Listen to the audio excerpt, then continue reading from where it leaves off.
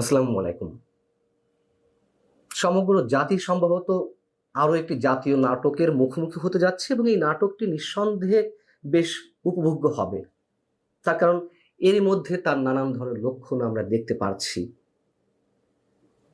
প্রধান উপদেষ্টা নাকি আগামী ৪ থেকে ৫ দিনের মধ্যে নির্বাচনের তারিখ ঘোষণা করবেন, নির্বাচনের কর্মসূচি ঘোষণা করবেন।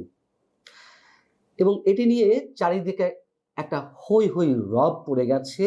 সারা দেশের যত অনলাইন পোর্টাল আছে, গণমাধ্যম আছে, এমনকি কোনো ইলেকট্রনিক গণমাধ্যম সবকিছুতে এটি হেডলাইন আকারে এসেছে। খবরটি কিভাবে এলো?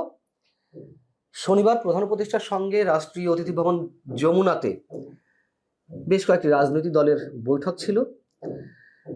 সেই বৈঠকে যে দলগুলো অংশ নিয়েছিল তার মধ্যে অন্যতম জাতীয় পার্টির কাজী জাফর অংশের যিনি চেয়ারম্যান মোস্তফা জামাল হায়দার, তিনি গণমাধ্যমকে জানিয়েছেন যে তাদের সঙ্গে আলোচনার সময় প্রধান উপদেষ্টা জানিয়েছেন যে ৪-৫ দিনের মধ্যে নির্বাচনের তারিখ ঘোষণা দেওয়া হবে।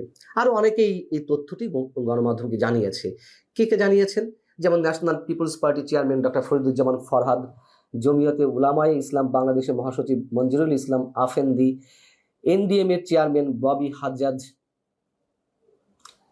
তার মানে এতগুলো মানুষ যখন বলছেন, তখন প্রধান উপদেষ্টা নির্বাচনের তারিখ ঘোষণা দিবেন আমরা ধরে নিতে পারি। সত্যি সত্যি হয়তো ঘোষণা দেবেন, পরে কি হবে আমরা জানি না। কিন্তু প্রশ্ন হচ্ছে যে এত বড় একটা আয়োজন হতে যাচ্ছে, প্রধান উপদেষ্টার মাননীয় প্রেস সচিব মিস্টার শফিকুল আলম কোথায়? তার তো এই আয়োজন নিয়ে সবার আগে সংবাদ সম্মেলন করে ফাটিয়ে দেওয়ার কথা, তিনি কেন নেই? আচ্ছা, ধরে নিলাম যে না, এই বিষয়ে সংবাদ সম্মেলন করলেন না কোনো কারণে, প্রধান উপদেষ্টা নিজের মুখ থেকেই জানাবে এবং রাজনৈতিক দলগুলো কোনো একভাবে প্রধান উপদেষ্টার রেফারেন্স দিয়ে তারা এটা লিক করে দিয়েছে। কিন্তু আসলে কি তিনি নির্বাচনের কোনো আয়োজন করতে যাচ্ছেন নাকি শুধুই ঘোষণা দিবেন? দেখুন, আমার ধারণা, আমি আগেই বলেছি যে ধরে নিতে পারি যে তিনি নির্বাচনের তারিখ ঘোষণা দিবেন, এটি শুধুই বিশেষ কোনো উদ্দেশ্য। এখন কি উদ্দেশ্য থাকতে পারে?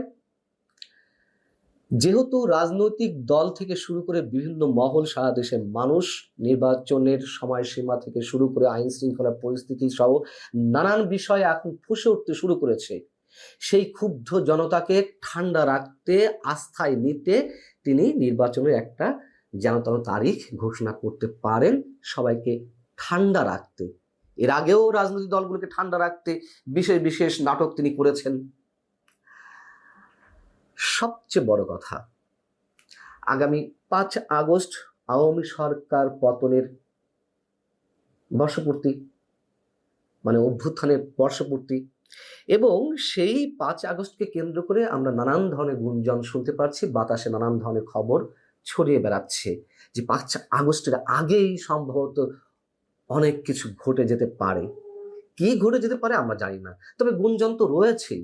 সেটি হতে পারে আওয়ামী লীগের পক্ষ থেকে বিশেষ কিছু, হতে পারে আন্তর্জাতিক পর্যায় থেকে কোনো গেম, এমন কিছু হলো, গণেশ উল্টে গেল, হতে পারে রাজনৈতিক দলগুলো এই কয়েকদিনের মধ্যেই আরো বেশি ফুঁসে উঠছে, আবার নাও হতে পারে। তবে এই দিনটিকে কেন্দ্র করে সরকার যে প্রচন্ড রকম একটি ভয়, চাপ, আতঙ্কের মধ্যে আছে, না জানে কি হয়, না জানে কি হয়, সেই জায়গা থেকে তড়িঘড়ি করে নির্বাচনের একটি তারিখ প্রধান উপদেষ্টা ঘোষণা দিতেই পারেন।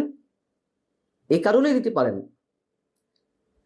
আরেকটু সহজ করে বলি, প্রধান উপদেষ্টা যেহেতু বিমান দুর্ঘটনাকে কেন্দ্র করে তড়িঘড়ি করে জরুরি বৈঠকে বসেছে এবং নিজের বিপদ আঁচ করতে পেরে তিনি সবসময় তড়িঘড়ি করে রাজনৈতিক দলগুলোকে বৈঠকে ডাকেন, অন্য সময় বা সারা বছর বৃদ্ধাঙ্গুলি প্রদর্শন করেন, যেহেতু একটা আঁচ, অন্যরকম একটা আঁচ তিনি উপলব্ধি করছেন, সেখান থেকে বলার চেষ্টা করা বা বোঝানোর চেষ্টা করা যে আমি তো তোমাদের দাবি সব মেনে নিচ্ছি, নির্বাচনের তারিখটি ঘোষণা করছি, অতএব যে কোনো ষড়যন্ত্র আসতে পারে, অতীত স্বৈরাচার বিভিন্ন খেলা খেলতে পারে, এগুলো প্রতিরোধের জন্য আমার সাথে ঐক্যবদ্ধ হও, আমি তো নির্বাচনের ঘোষণাটা দিয়েই দিচ্ছি। এর আগে তো আমরা তার পদত্যাগের নাটক থেকে শুরু করে অনেক ধরনের নাটক দেখেছি, বিদেশ যাত্রা, তার ক্যারিশমা, ইত্যাদি ইত্যাদি অনেক কিছু। এবং সংস্কার কর্মসূচির নামে ঐকমত্য কমিশনের যে মাসের পর মাস আমরা নাটক দেখছি এবং এখনো চলছে, সেই জায়গা থেকেও তো কোনো কোনো রাজনৈতিক দল ফুঁসে উঠেছে যে দিনের পর দিন এই বৈঠকের কারণ কি হতে পারে। সিপিবি জানিয়ে দিয়েছে যে এরকম অহেতুক অনর্থক দিনের পর দিন যদি বৈঠক হতে পারে, পরবর্তীতে সিপিবি সহ আরো বেশ কয়েকটি দল ঐকমত্য কমিশনের বৈঠকে তারা উপস্থিত থাকবে কিনা তা তাদেরকে নতুন করে ভাবতে হবে। এখন ধরে নিলাম যে তিনি সত্যি সত্যি নির্বাচনের তারিখ ঘোষণা দিলেন। আচ্ছা, সত্যি সত্যি যদি দিয়ে থাকেন, তারপরেও কি আমাদের সত্যি সত্যি ধরে নেওয়ার কোনো কারণ আছে যে অধ্যাপক ডক্টর মোহাম্মদ ইউনূসের অধীনে কোনো নির্বাচন সুষ্ঠু, অবাধ, নিরপেক্ষ হবে কিনা? কোনো কারণ নেই।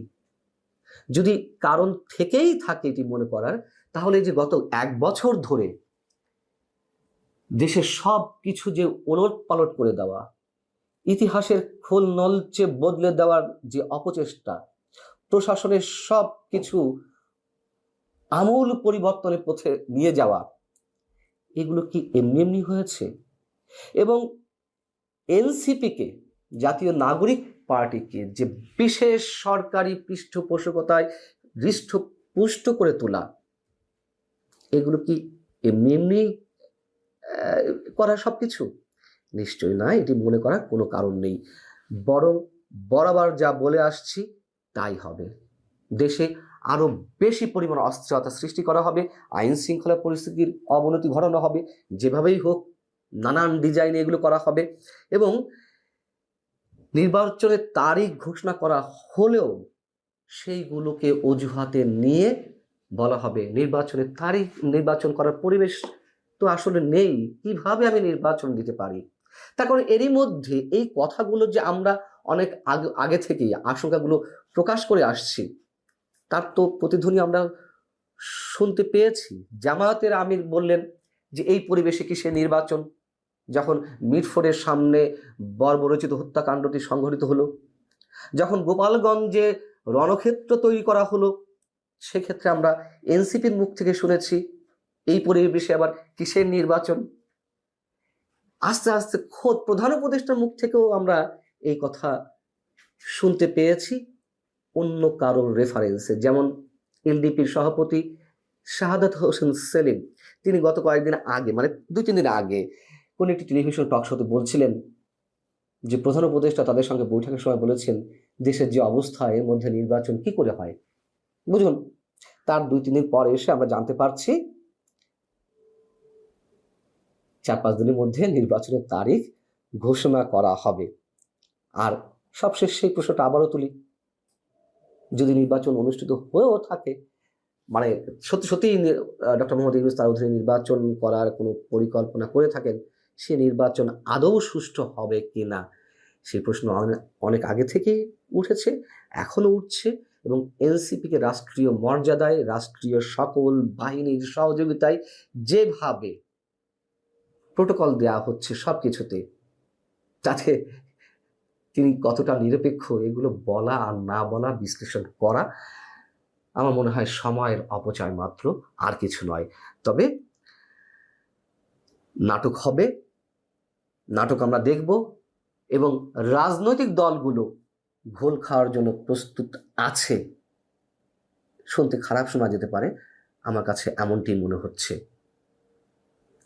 ভালো থাকুন সবাই, আল্লাহ হাফেজ।